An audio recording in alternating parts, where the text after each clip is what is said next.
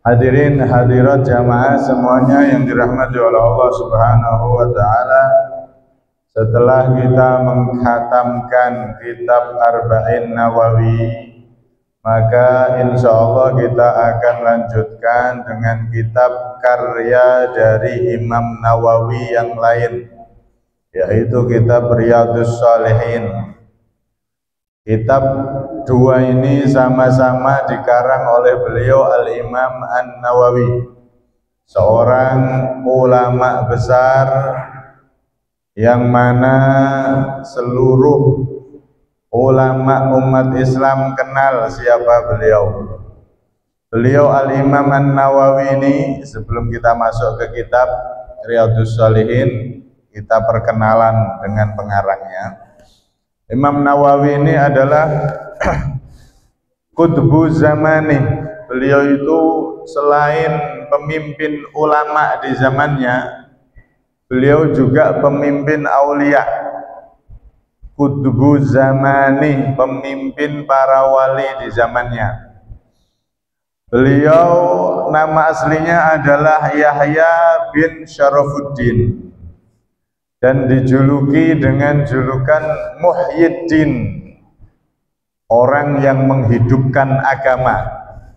Karena dari beliau agama Islam ini ibarat tumbuhan itu semakin berkembang, semakin tumbuh. Kalau bahasa sekarang semakin fresh. Sampai-sampai beliau dijuluki Muhyiddin. Kemudian beliau ini dijuluki Imam Nawawi karena beliau lahir di daerah yang namanya Nawa. Akhirnya dijuluki Nawawi, satu daerah yang ada di Damaskus, Suriah sekarang. Di Damaskus sana ada satu desa, satu daerah namanya daerah Nawa. Kemudian beliau terkenal dengan julukan Imam Nawawi, sosok imam, sosok panutan yang berasal dari daerah Nawa. Nek wong Indonesia ya Al-Indonesia, Al-Indonesi. Nek wong Jawa Al-Jawi. Imam Nawawi Al-Jawi, Syekh Nawawi Banten. Kemudian beliau itu adalah orang yang sangat warok, sangat zuhud. Kehidupannya sangat-sangat sederhana sekali. Sampai-sampai dijuluki, diceritakan beliau itu tarikan li jami'i maladid dunya. Beliau itu adalah sosok panutan ulama yang mana dia meninggalkan seluruh kenikmatan dunia. Saking zuhudnya sama dunia, saking cintanya sama akhirat, sehingga seakan-akan kenikmatan dunia ini tidak ada yang dinikmati sama beliau. Karena sudah gandrung sama akhirat, gandrung sama ilmu, gak sempet nikmati kehidupan dunia. Hingga disebutkan beliau itu makan sehari itu cuman satu kali ketika berbuka, ketika asya atau ba'da isya, makan malam. Kemudian beliau tidak minum kecuali satu tegukan di waktu sahur. Wes itu tok. Makan satu kali makan, kemudian minumnya satu kali minum di waktu sahur. Benar-benar beliau sosok orang yang menjauhi gemerlap dunia. Subhanallah. Sampai-sampai dikatakan walam yajma' baina idamain. Beliau itu tidak pernah makan dengan dua lauk. Misal kalau panjenengan mangan pakai tempe, ya sudah tempe tok. Tidak ada yang lain, nasi, tempe, wes, ndak ono sambel, ndak ono sayur, ndak ono ini itu, ndak ada. Nah kita orang enggak, anak tempe, anak tahu, anak sayur, anak sambel, anak perlu anak ayame, anak perlu campur lele sisan, gitu. Wes gak terima dua lauk, bahkan 20 lauk dipangan. Imam Nawawi tidak pernah seumur-umur makan dengan dua lauk, itu tidak pernah. Satu lauk, subhanallah. memang beliau dari kecilnya terdidik menjadi orang yang benar-benar zuhud, menghindar daripada kehidupan gemerlap dunia. Hingga diceritakan saat kecil itu beliau punya keistimewaan bahkan bisa melihat Lailatul Qadar. Saat itu tengah malam, beliau tidur di dekat ayahnya. Beliau Imam Nawawi saat itu masih kecil, umur 7 tahun. Bertepatan di tanggal 27 Ramadan, beliau tengah malam tiba-tiba bangun dan membangunkan sang ayah. Ya abati, wahai ayahku, ma hadzal dhau'u mala'ad-dar. Wahai ayah, lihat ini ada cahaya yang memenuhi ruangan rumah kita. Maka akhirnya ayahnya bangun, ibunya, keluarganya bangun. Mereka mengatakan, lam naro syai'a, lam naro kulluna syai'a. Kami semua nggak melihat apa-apa, wahai Nawawi. Mana ada apa-apa. Tapi ini terang benderang, semuanya terang. Jadi yang lihat keajaiban Lailatul Qadar saat itu Al-Imam An-Nawawi yang masih umur 7 tahun. Akhirnya ayahnya ini orang soleh. Oh, ini malam 27 Ramadan. Mungkin Nawawi ini melihat Lailatul Qadar. Di waktu kecilnya terdidik dengan pendidikan yang luar biasa dan soleh sedari kecil, Masya Allah. Kemudian Imam Nawawi ini beliau lahir di tahun 630 Hijriah. Ada yang mengatakan 631 Hijriah. Hidupnya untuk ilmu, dari kecilnya belajar ilmu, mulai tumbuh dewasa, remaja, ilmu, terus ilmu. Tidak ada hentinya untuk cari ilmu. Sampai beliau itu tidak sempat nikah. Nggak sempat nikah. Sampai wafatnya beliau saat itu di tahun 670 Hijriah. Jadi lahir 630 atau 31 dalam riwayat lain. Wafat 670 Hijriah. Jadi umur beliau kurang lebih 46 tahun. Itu tidak sempat yang namanya nikah. Tapi kesolehannya, kealimannya, bahkan kewaliannya diakui oleh seluruh ulama umat Islam. Beliau bahkan dijuluki Qutbu zamani, pemimpin wali, pemimpin ulama di zamannya. Masya Allah. Nggak kober mikir nikah, nggak kober mikir gemerlape dunia. Wes hobi dengan ibadah, hobi dengan ilmu sehingga lupa dengan yang lainnya. Subhanallah. Nek kula jenengan kan kebalik. Hobi golek duit, hobi berkebun sawit, gitu, sampai lali yang lainnya. Hadir majelis, nunut ilmu, ibadah, kadang-kadang sampai lali kabeh. Kebalik. Kalau Imam Nawawi hobi dari kecil memang ibadah itu. Wong itu kalau sudah hobi ya wis hobi, jenenge hobi. Nggak iso ninggalno wong hobi. Nah beliau itu sampai seperti itu, Masya Allah. Karenanya dikatakan Imam Nawawi ini adalah ulama yang besar dan sangat besar keberkahannya. Sampai-sampai ada ulama yang min ahlil kasfi wan nur. Enten ulama niku ahli kasaf. Cara bahasane wong Jawa niku napa waskito, awas. Iso ngeti lebih tajam daripada penglihatan orang biasa. Kan enten ngoten niku, wong sing waskito. Karena hatinya saking bersihnya, dia bisa melihat dengan penglihatan yang lebih tajam, lebih daripada penglihatan orang biasa. Dan ini ada dalilnya, ada hadisnya, ada riwayatnya. Ittaqu firasatal mu'min fa innahu yanzuru binurillah, kama qala Nabi sallallahu alaihi wasallam. Nabi pernah mengatakan, takutlah kalian, waspadalah kalian terhadap firasatnya orang yang beriman, fa innahu yanzuru binurillah. Karena orang yang beriman itu dia melihat dengan cahaya Allah Subhanahu wa ta'ala. Artinya hatinya saking bersihnya sehingga dia bisa melihat sesuatu yang enggak dilihat oleh manusia biasa. Dan itu terjadi di zaman Sayyidina Umar yang sering sudah pernah kita ceritakan bagaimana ketika beliau berkhutbah, khutbah Jumat, tiba-tiba beliau ngasih aba-aba, ya Sariyah al-Jabal, ya Sariyah al-Jabal, wahai Sariyah, wahai tentara, naik ke gunung, naik ke gunung. Subhanallah, singkat cerita tentara yang dikirim untuk berjihad, berjuang itu pulang ke Madinah. Dan mereka bercerita saat itu kami mendengar aba-aba dan suara Sayyidina Umar bin Khattab agar kami naik ke gunung. Alhamdulillah kami selamat. Beliau bisa melihat plus suara beliau terdengar oleh mereka. Ini orang-orang yang memang dekat sama Allah itu bisa seperti itu. Nah, orang zaman sekarang dia bisa berbicara dengan orang-orang yang jauh dengan video call. Halo, lagi ngapain? Dia bisa berbicara walaupun jauh Amerika sana, walaupun yang di Arab Saudi sana sing lagi haji, okay. Bicara langsung saat ini, detik ini bisa. Pakai apa? HP. Nah, ketahuilah orang-orang yang dekat kepada Allah itu nggak butuh HP, bisa.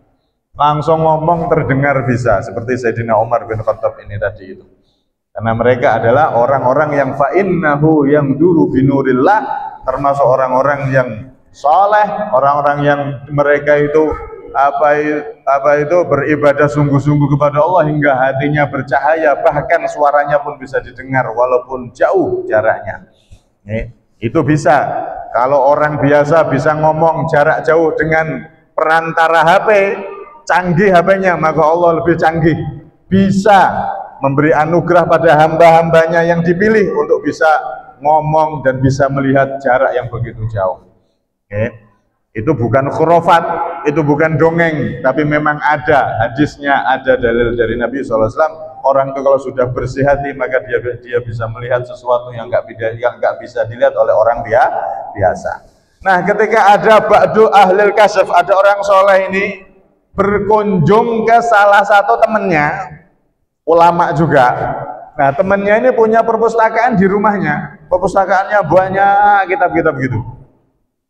Akhirnya si temennya orang soleh ini tadi ngomong sama tuan rumahnya, wahai temenku, aku melihat kitab-kitab ini bercahaya, tapi ada sebagian kitab-kitab itu yang cahayanya lebih jelas dari yang lain.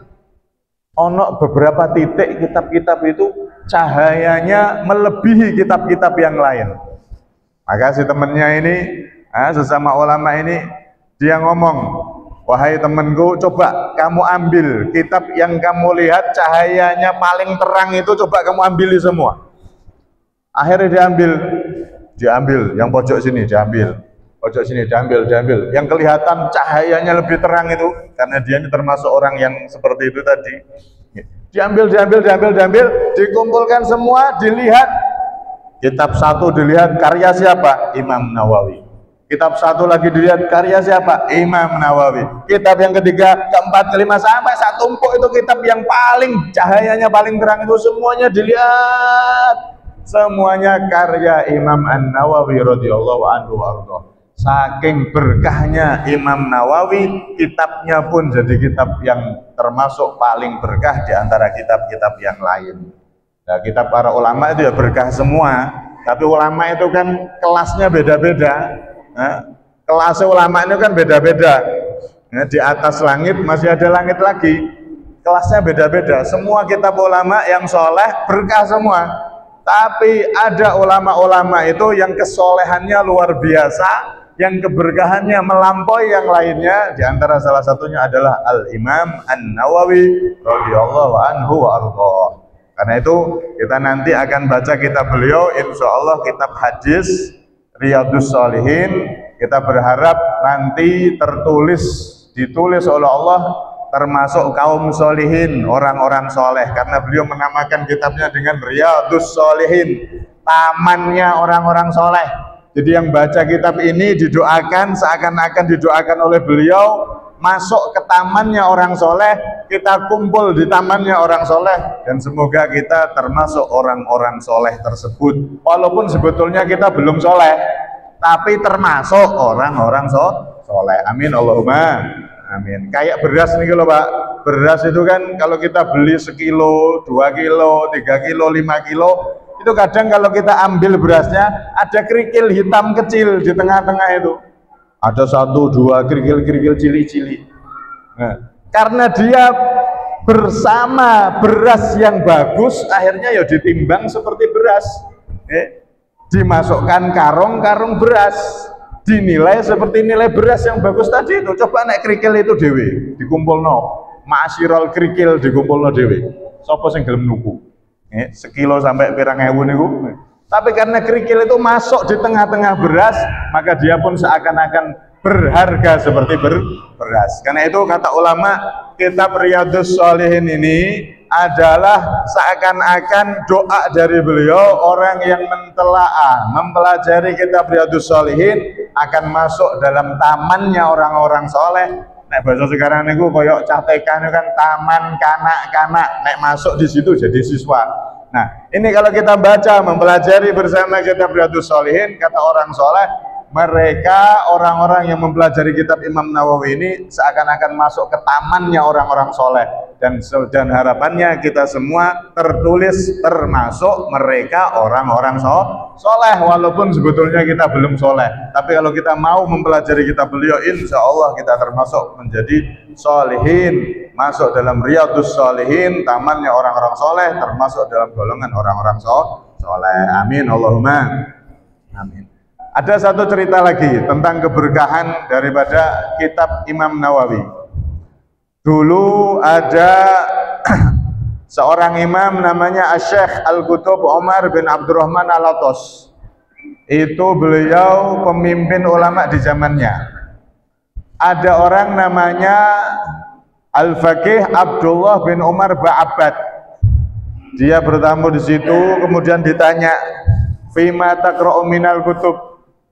Wahai Syekh Abdullah bin Umar Ba'abad, jenengan nek ngaji niku baca kitab apa? Maka dijawab oleh beliau, fi kitabil irsyad. Aku baca kitab Al-Irsyad Libnil Mukri, karangan Ibnul Mukri.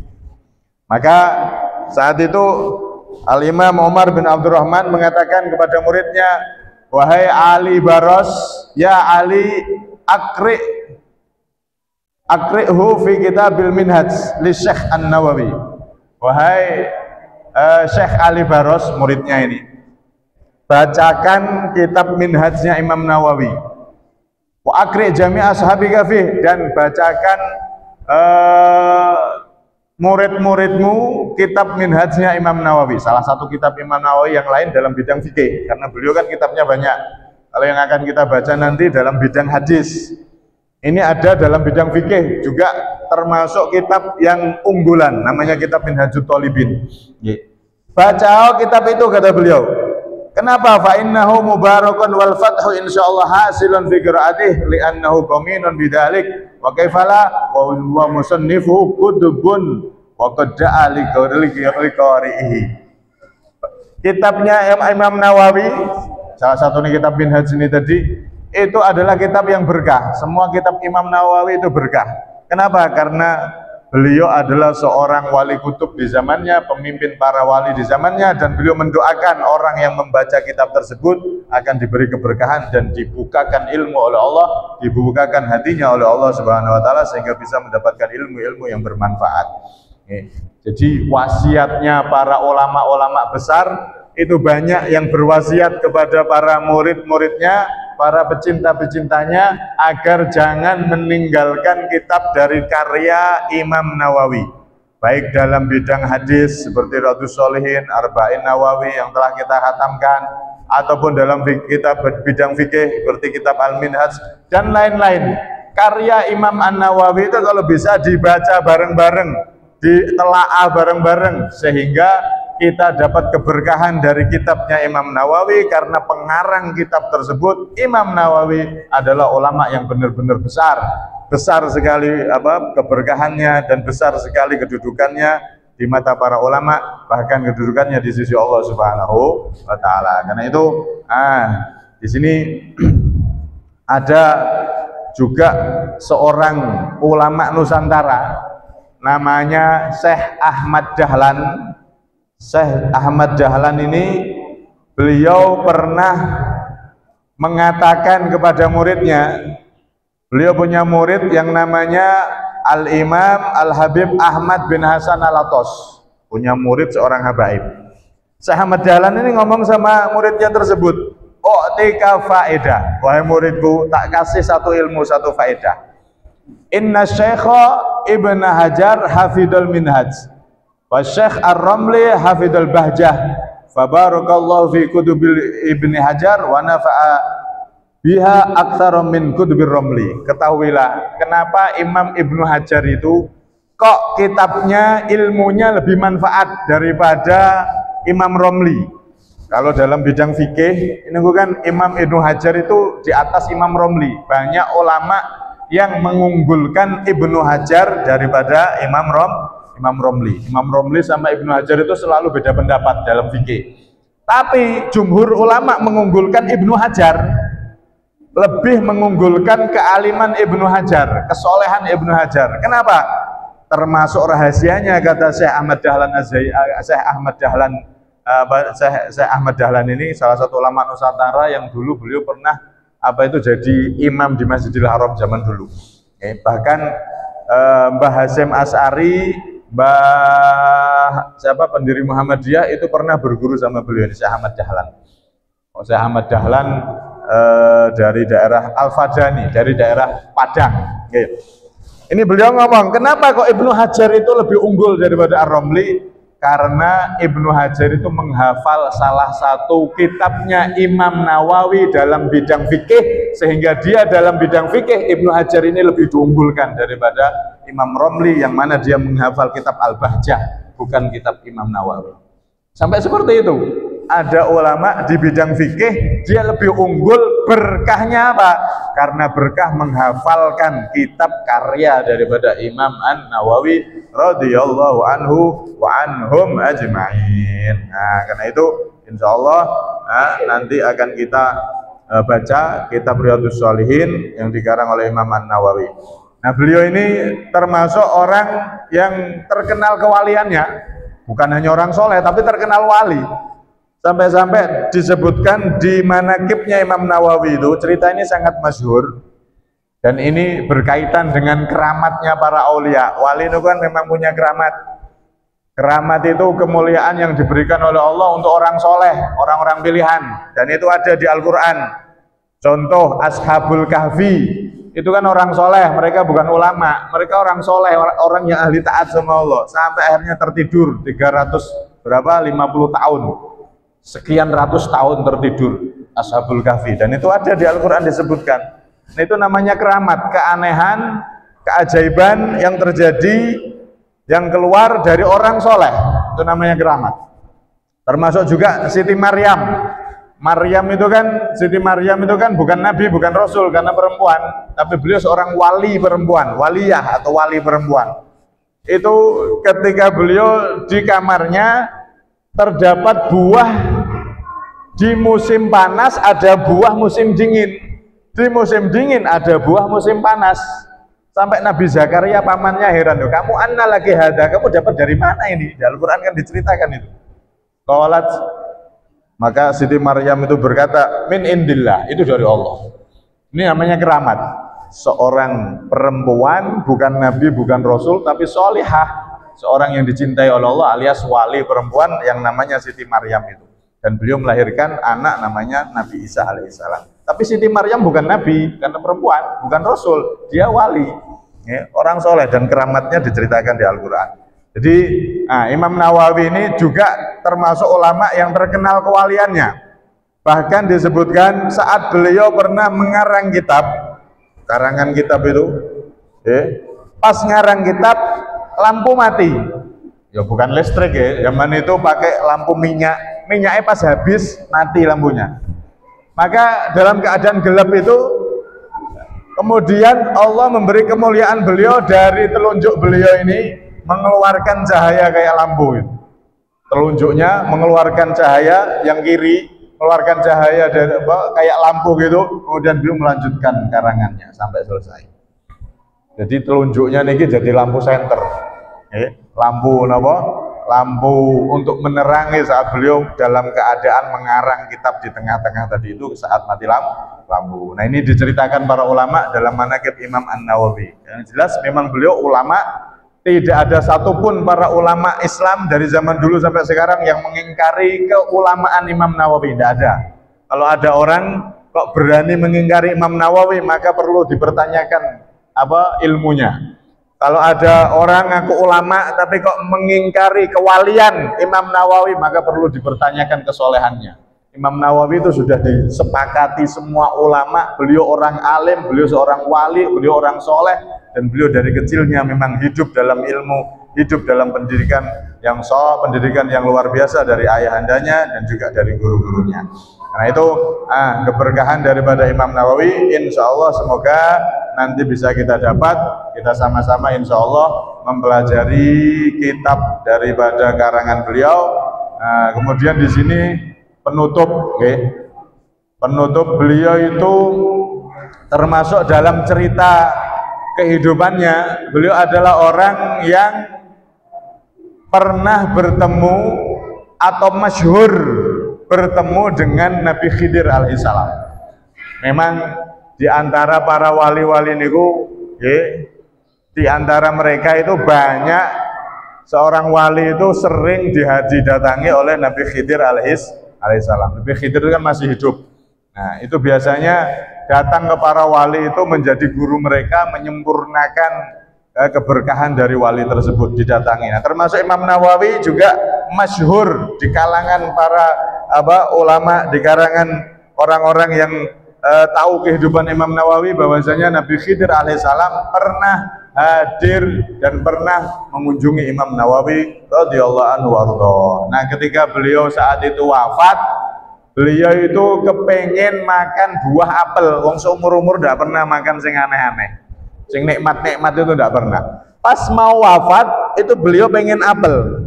Oh, nah akhirnya murid-muridnya sigap langsung cari apel yang paling mahal, dikasihkan beliau. Tapi ketika sudah di depan mata tinggal makan, beliau nggak jadi ngambil, sampai akhirnya beliau meninggal dalam keadaan husnul khotimah. Nah, ketika sudah beliau meninggal, ada orang soleh daerah tersebut yang bermimpi malam harinya. Di mimpi ini ketemu Imam Nawawi. Dan mimpinya orang soleh itu bukan tahayul, bukan cerita khurafat. Kadang-kadang orang sekarang itu kalau tidak masuk akal dianggap khurafat, tahayul. Nah, kalau begitu nanti surga dianggap tahayul juga, dianggap khurafat juga. Surga itu, wah bidadari ini sekian ribu. Wah, kerajaannya kalau dikelilingi, diputeri sampai 1000 tahun. Wah, nanti dikira tahayul semua nanti. Ya, memang otak kita itu banyak sesuatu yang nggak masuk di otak kita, karena otak kita ini ukurannya duniawi, sehingga kalau sesuatu yang di luar itu kadang-kadang nyangka tahayul, kadang-kadang nyangka hurufat, padahal enggak seperti itu. Tidak semua yang nggak masuk otak itu tahayul, enggak. Nah, nanti semuanya bisa tahayul kabeh. Surga sesuai dijadikan tahayul nanti. Surga itu apa? Lama-lama begitu, naudzubillah. Karena itu Ahlussunnah wal Jamaah mempercayai mimpinya orang soleh dan cerita keramat orang soleh itu Ahlussunnah wal Jamaah mempercayai, karena di Al-Quran ada Ashabul Kahfi dan seterusnya tadi itu. Nah, ketika itu ada orang soleh mimpi, dan kata Rasulullah, idza qtarabaz zaman lam takad ru'yar rajuli takdzib. Kalau sudah akhir zaman itu, maka mimpi orang soleh itu jadi petunjuk. Itu hampir saja tidak meleset, alias jadi petunjuk. Maka saat itu orang soleh ketemu Imam Nawawi. Dalam riwayat itu ba'du ahli. Orang soleh itu adalah termasuk keluarga sendiri dari Imam Nawawi. Mungkin pamannya atau siapa. Keluarganya Dewi. Mimpi ketemu Imam Nawawi, maka tanya sama beliau, ma fa'alallahu bik. Wahai Imam Nawawi, apa yang diperbuat oleh Allah untukmu? Maka beliau menjawab, akrama nuzuli wa taqabbala amali wa awwalu qirabi ja'ani bitufah. Allah memuliakan tempatku, Allah menerima amalku, dan pertama kali suguhan yang diberikan oleh Allah dari buah-buahan akhirat yang begitu nikmat adalah apel. Apel sing tak pangan gak sido mau, disuguhi Allah apel pertama kali, karena beliau saking apa tadi itu menahan dari semua kenikmatan dunia sampai apel menjelang wafat pun tidak jadi dimakan. Subhanallah, wafat suguhan pertama, kenikmatan pertama yang diberikan oleh Allah adalah buah apel yang hendak dimakan gak jadi tadi itu. Radhiyallahu anhu wa ardahu wa nafa'ana bihi fid dharain amin. Semoga kita mendapatkan berkahan dari beliau, manfaat dari beliau, dan semoga kita tertulis menjadi pecinta orang-orang soleh. Kita mendengarkan cerita Imam Nawawi, cerita orang soleh seperti ini, maka harapannya kita tertulis menjadi pecinta-pecinta orang soleh dan kelak dikumpulkan bersama mereka orang-orang soleh. Terlebih Imam Nawawi adalah termasuk pemimpinnya orang-orang soleh. Semoga kita kumpul bersama beliau dan para orang-orang soleh. Amin Allahumma amin.